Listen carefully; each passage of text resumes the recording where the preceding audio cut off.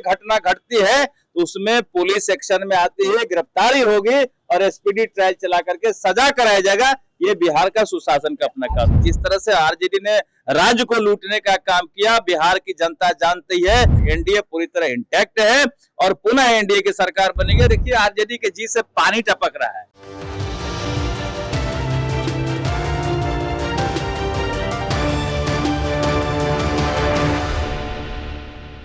नमस्कार, मंथन today news देख रहे हैं आप और मैं हूं आपके साथ निधि सिंह।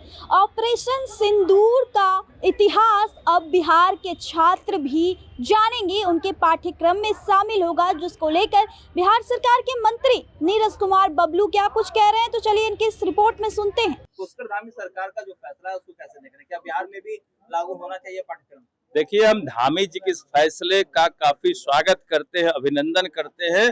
उन्होंने बड़ा ही अच्छा फैसला लिया है कि जो हमारे देश के सेना का पराक्रम का इतिहास बना है, जो विषय आया है, इसे हमारे सब्जेक्ट में रखा जाए, स्कूलों में पढ़ाया जाए, ताकि आने वाली पीढ़ी जान सके कि सेना का किस तरह से पराक्रम रहा। एक परमाणु संपन्न देश पे के सीने पे चढ़ के कैसे हमारी सेना ने हमला करने का काम किया, पाकिस्तान को तबाह करने का काम किया, ये हमारे आने वाला पीढ़ी जरूर जाने, जरूर पढ़े। इसलिए उन्होंने फैसला लिया कि मदरसा हो या किसी स्कूल में इसे पढ़ाया जाएगा। हम भी मांग करते हैं कि बिहार सहित पूरे देश में इसे पढ़ाया जाए, चाहे मदरसा हो, चाहे संस्कृत विद्यालय हो, चाहे हिंदी विद्यालय हो।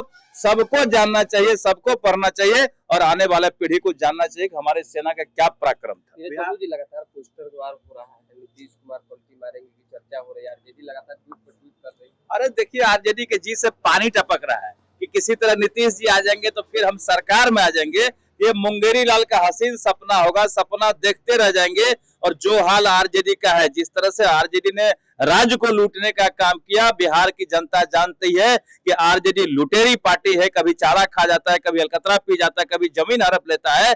अब वो दिन कभी नहीं बिहार में आने वाला है कि आरजेडी पुनः आएगी, चाहे कोई भी गठबंधन बना ले, कोई फर्क नहीं पड़ने वाला है। और हमारे नेता नीतीश कुमार जी, एनडीए पूरी तरह इंटैक्ट है और पुनः एनडीए की सरकार बनेगी, नीतीश कुमार जी पुनः मुख्यमंत्री बनेंगे। देखिए, लॉ एंड ऑर्डर का कोई सवाल नहीं है। घटनाएं घटती है, हम मानते हैं कि घटनाएं घटती है, लेकिन हम आपको भरोसा दिला सकते हैं अगर कोई घटना घटती है तो उसमें पुलिस एक्शन में आती है, गिरफ्तारी होगी और स्पीडी ट्रायल चला करके सजा कराया जाएगा।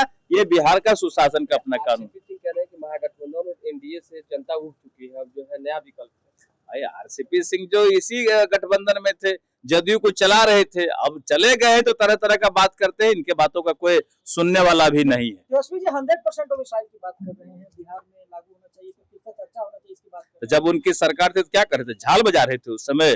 जब डिप्टी सीएम बने थे उस समय क्या कर रहे थे? लूटने में लगे हुए थे। 5-5 विभाग दबा के बैठे हुए थे। जनता की चिंता नहीं आ रही थी, डोमिसाइल की चिंता नहीं आ रही थी। उस समय लूटने से फुर्सत नहीं था।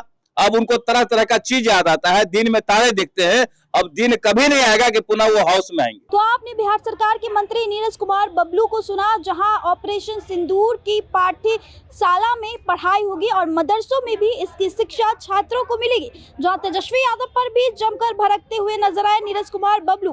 फिलहाल इस खबर में इतना ही। आप देख रहे थे मंथन टुडे न्यूज, बहुत बहुत शुक्रिया।